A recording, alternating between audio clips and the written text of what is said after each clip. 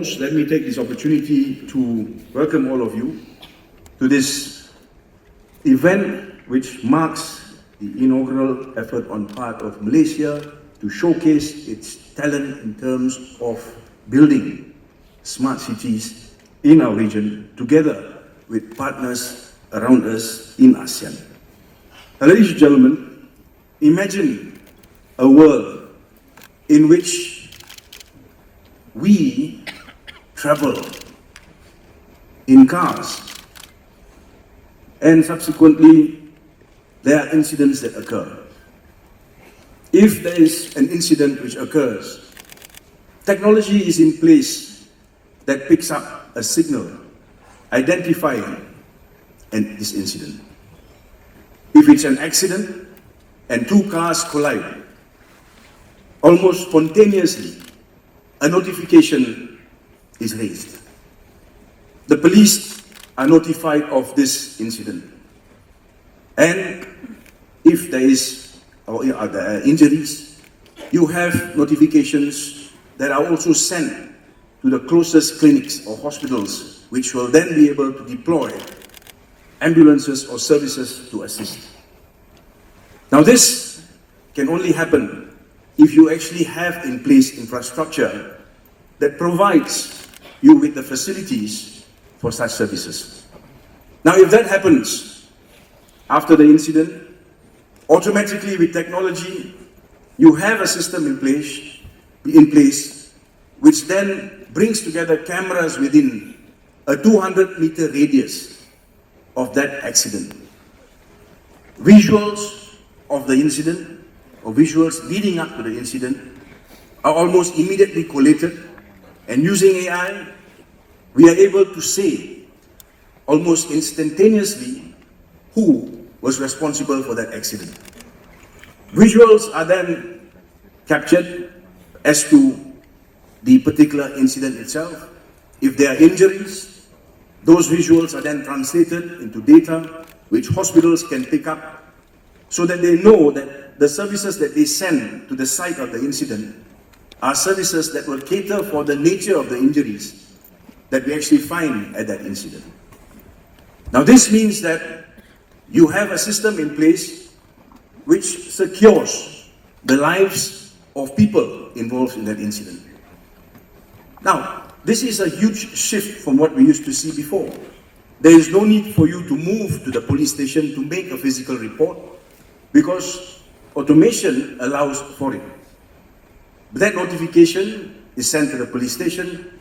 They understand what the nature of the problem is, and immediately a police patrol car is sent to the place to actually examine and to investigate this incident. Now, how does this change things? With the data that you have, you are able to tell who the owners of the vehicles are. You are able to also, at that point in time, identify who the insurance companies are. With the visuals that you have captured from the cameras in the region, notifications are sent also to the insurance companies, who are then almost immediately able to analyze what happened in that incident.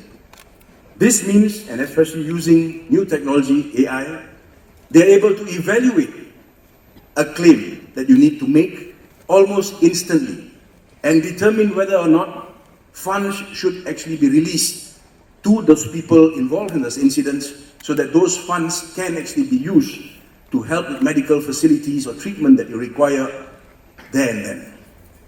Now, once the ambulance arrives at the scene, you have facilities in the ambulance itself. This is called a smart ambulance. The patient is moved into the ambulance. On the way to the hospital, the ambulance is able to do the needful in terms of preliminary diagnosis, X-ray facilities, to check, to see the real nature of injuries that the patient has suffered, so that they can make sure that the patient is brought to the right hospital, the right doctors are actually there waiting for the patient, and in the event there is further procedure needed, such as an operation, you are certain to reach a hospital that has those facilities ready and available, so that when you get there, almost instantaneously, you're taken to the operating theatre, the operation is conducted upon you. Now, can you imagine how that impacts on things as opposed to what we see today? It cuts away the time that you need to wait for the police to get notified of an incident, for them to actually arrive at the scene. And more often than not, this takes more than hours. You will have to physically appear at police stations, sometimes over days, even weeks. Patients arrive at hospitals only to find that they need to be taken to other hospitals, thereby compounding the injuries that they have, subsequently to a point where those injuries are irreparable. With technology, all this can change. But in order for that to happen, and that's just a small example of what we mean when we speak about technology and how it transforms lives. Now, this can only happen if you have the right infrastructure in place. You must start thinking about building ecosystems that allow technology to thrive. Now, technology will thrive around us, and we see initiatives being put into place by countries in the region and around the world. We in Malaysia have also taken steps, and real steps, to make sure that we build an ecosystem that allows us to facilitate this change. Now, the Prime Minister, Dr. Anwar Ibrahim, has been very clear in his vision. From setting up the Ministry of Digital in 2023 to what he tabled in Parliament on the 31st of July, which is the Rancangan Malaysia Plan ke-13. He is very clear in that he wants to see an AI nation by 2030.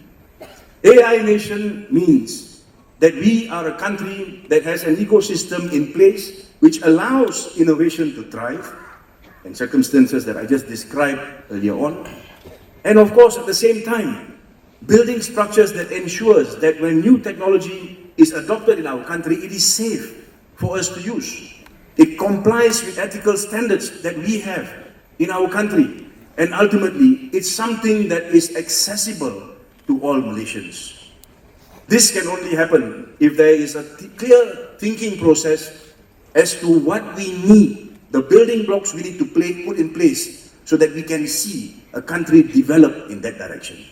Yes, we have 5G networks in our country.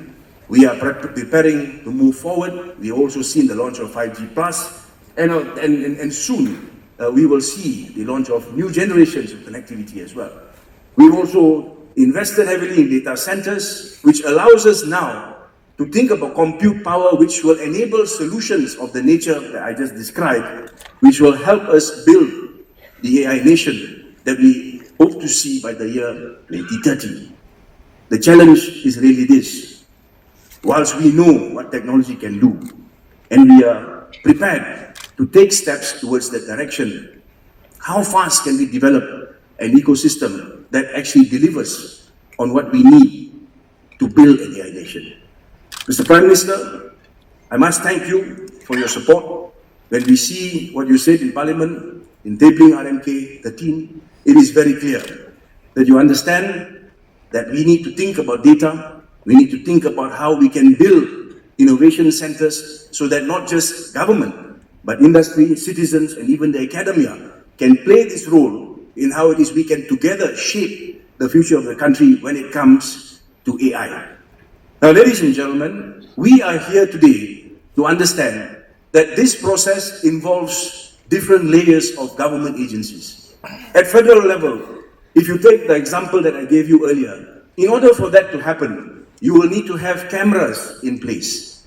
You will need to have sensors in place. You will need to have smart ambulances in place. You will need to have smart police stations in place. You will need to have a new thinking on part of insurance companies as to how it is they deal with their customers and of course build their business models as they go along. This involves different ministries. The Ministry of Transport will be involved. The Ministry of Health will be involved. The Ministry of Local Government, Housing and Local Government will be involved. We are looking at also the Federal Territories Ministries that will be involved. We need to think of how we can build a system where all the ministries, federal, state, and even local governments are able to partake in a process wherein you can build systems together so that the country can develop with a common vision of building one AI nation in Malaysia moving towards 2030. The Prime Minister, we organized this event because there was a need for us to showcase the technology that we find around the world, which exemplifies what AI and technology can do to improve the lives of our people. So today, and yesterday, we started yesterday, and extend until tomorrow, we have over 120 showcases. Showcases that expand into all sectors, which explain in great detail how it is technology can change the lives of our people. Now, ladies and gentlemen, we have also taken it upon ourselves to bring together mayors from not just the states in Malaysia, but around the region. Why? Because we want to understand what they have done in their countries, the challenges that they faced, and we want to learn from their experience so that together we can find ways by which we build not just our nation together, but our region together. Now, Malaysia is clear in its vision. We have taken real steps to put together this ecosystem that we hope will help us develop a nation that is AI-driven by the year 2030. Having events like this, having mayors that sit together with us, speak to us about their concerns, and express to us how we need to build an ecosystem that supports this ecosystem regionally is most beneficial to all of us. Mr. Prime Minister, in the last 8 months, I've also taken steps to travel to our country, and I just wanted to make this point this morning. I would like to congratulate most of our states, their local councils, because as we speak about digital transformation, I find that they have taken steps much earlier in order to build ecosystems at state level, which actually conform with the requirements of smart cities as we see it regionally and globally. A lot has been done. The question is, how do we bring it all together now? How do we find a base that centralizes all these solutions that we have throughout the country, so that we can now start thinking of how we can build common platforms in order to avoid replication, wastage of resources, and if we can use that to our benefit to improve the infrastructure that we currently have. So, ladies and gentlemen, I must take this opportunity to record my sincere thanks to all of you for actually being here. Mr. Ricard from FIRA, thank you very much for also jointly hosting this event with us. I think there's also a need for me to thank all the mayors for attending this event today. Industry players who have, of course, given us a lot of guidance in the last 18 months. We also have members of the academia. But let me just say this.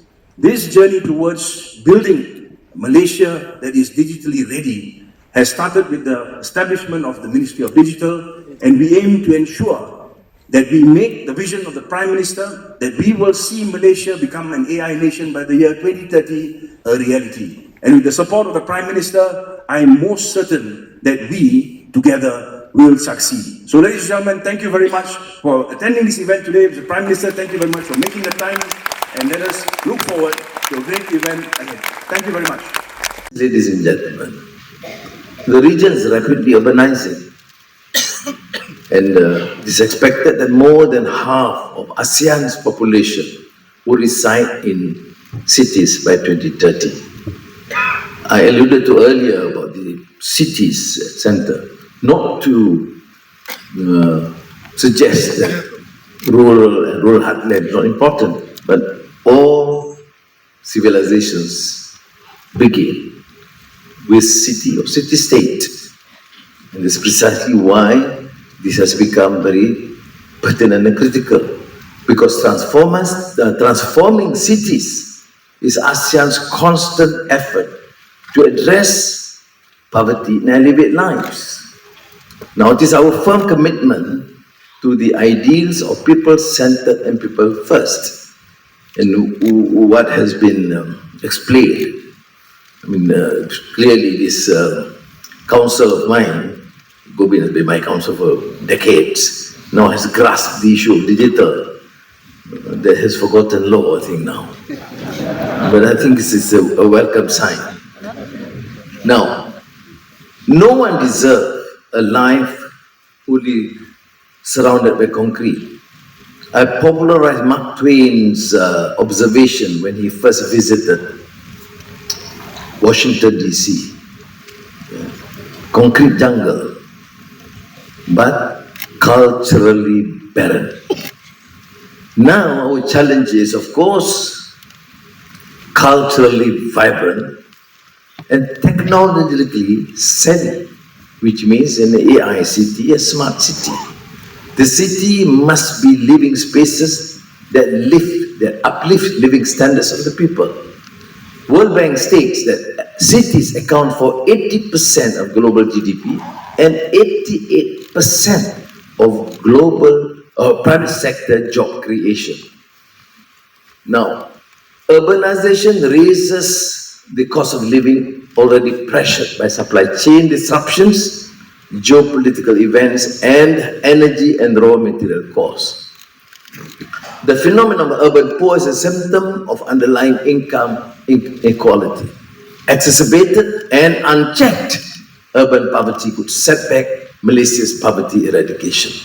Now, how does this relate to the issue of a smart city? It would ultimately be able to reduce cost and engage every single citizen, including the poorest, make it easier, make it cheaper and accessible. And that, I think, precisely the target and aim of a smart city. So, despite the pressures of an ever-changing landscape, we must hold steadfast with the ethos of inclusivity and sustainability. We must decisively shape cities around people and address their concerns. And I think this needs to be stressed, because otherwise, if we are talking just about technology or level of technological sophistication or AI, but actually it relates to the common men and women. So while prosperity is the purpose, innovation must be the cause. Ideas transfer in environments of close proximity, thus the rise of innovation hubs and districts that generates wealth. Yet, as innovation in the digital age also comes hand in hand with demand for energy, our commitment to sustainable goals, and 2030 agenda for sustainable developments must be rigorous. At the heart of it is the need to build spaces and enhances care and compassion while embedding trust. Now, our cities of the future must be constructed with the Madani principles that envisions a future with sustainable communities, equal opportunity, and compassion.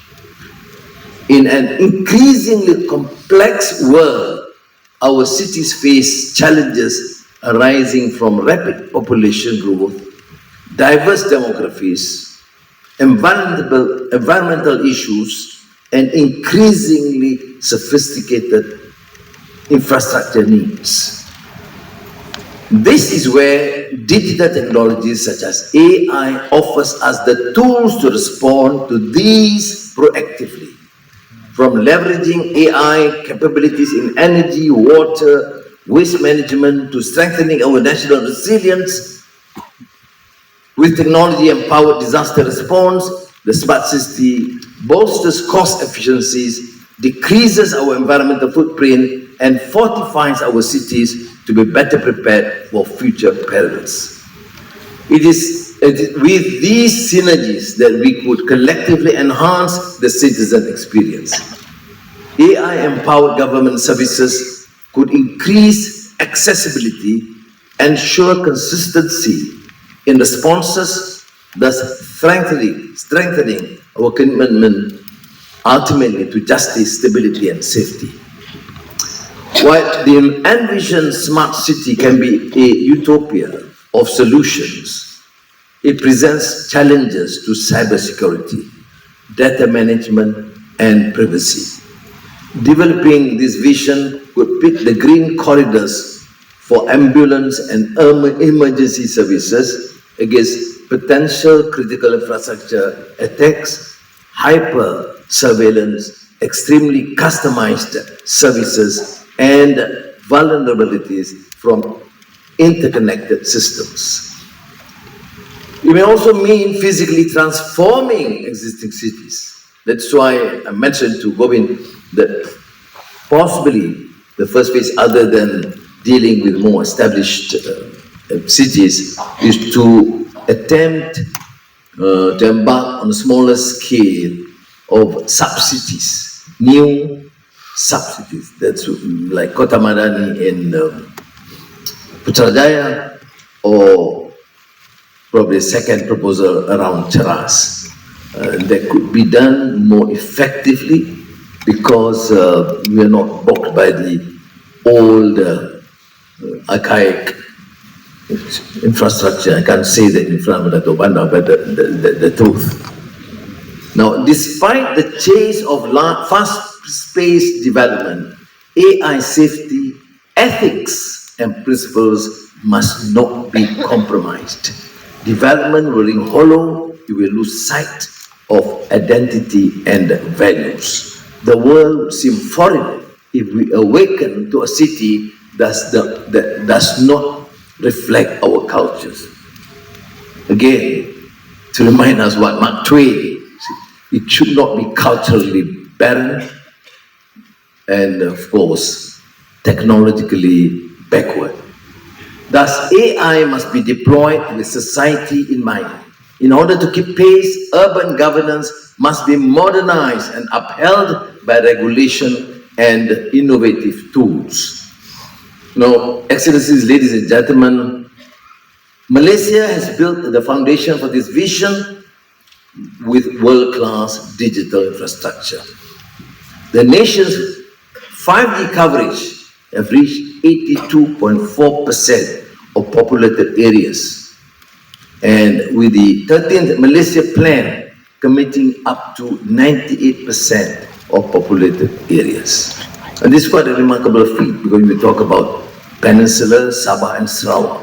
Very challenging terrain, but I must congratulate the ministry and all those who has been embarking on this aggressively. Now, beyond high-speed connectivity, we are developing a deep pool of cloud resources via data centers across this country. This would be empowered by affordable compute power for Malaysia. A development strategy is only as effective as the people who will be agents of change, and this comes with the challenge. So Digital National Berhad, together with Epson, are launching a 21st Century Technologies Education Program that will play a pivotal role in equipping personnel with competencies in AI, data science, and digital governance. This initiative is targeted to upskill over 40,000 public sector personnel across levels and municipalities.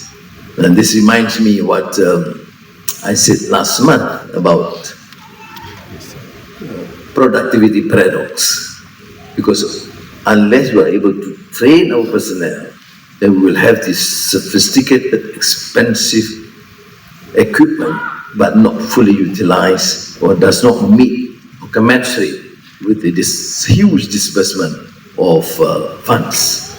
There's a massive study, and I must thank the Secretary General, particularly the Chief Secretary, taking that up and challenging the public servants to ensure that whatever new facilities we acquire at high expense should be fully utilized and would result in enhanced productivity.